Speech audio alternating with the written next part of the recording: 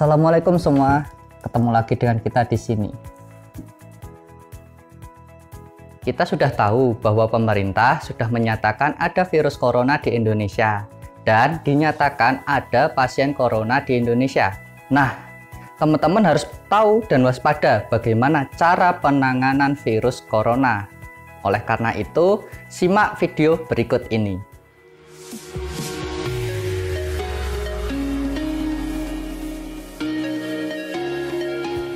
Nah, virus corona atau bahasa kerennya COVID-19 itu satu keluarga dengan SARS dan MERS. Nah, yang perlu diperhatikan adalah corona atau COVID-19 2%, sedangkan MERS lebih tinggi, bisa mencapai 37% angka kematiannya.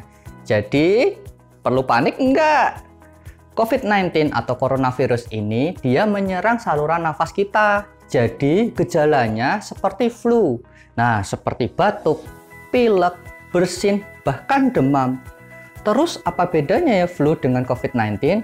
Nah, ini yang perlu diperhatikan. Ya, yang pertama, COVID-19 bisa menyebabkan radang paru-paru atau yang disebut pneumonia, bahkan bisa tidak sadarkan diri, bahkan yang lebih parah menyebabkan kematian. Sedangkan flu, gejalanya lebih ringan, bahkan tidak bisa menimbulkan kematian.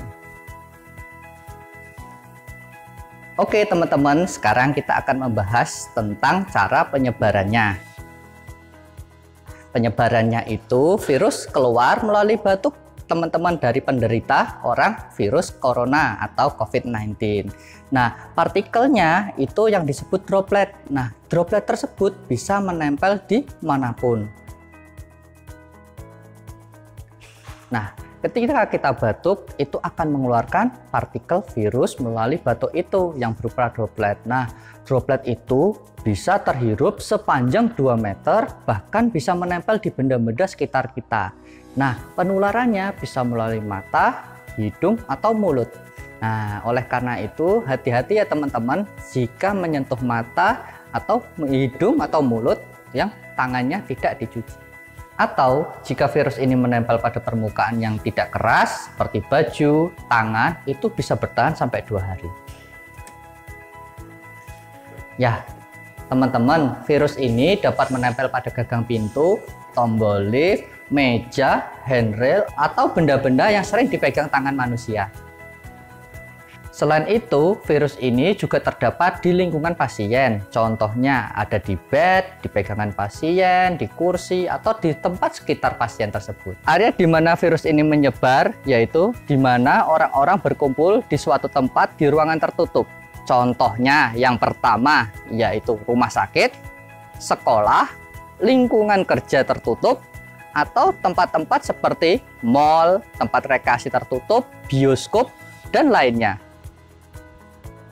Nah, area transportasi umum juga berpotensi menyebar virus. Yang pertama bisa di bis, kapal terbang atau pesawat, kapal laut, atau kendaraan umum lainnya.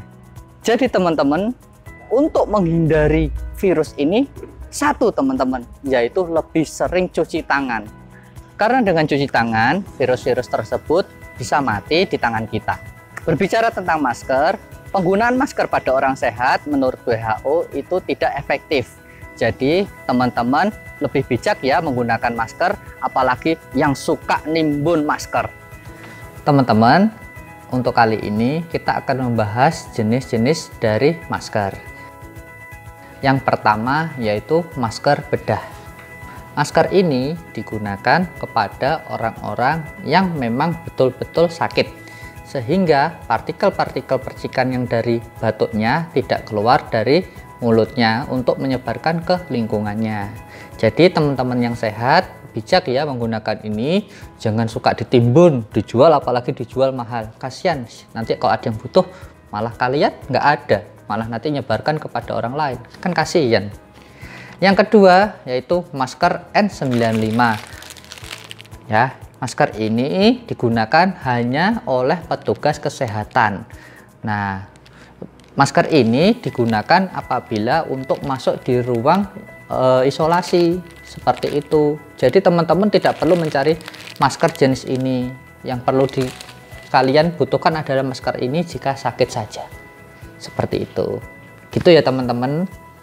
Oke teman-teman, sudah paham kan tentang virus corona atau COVID-19 ini? Semoga video ini bisa membantu kalian semua ya.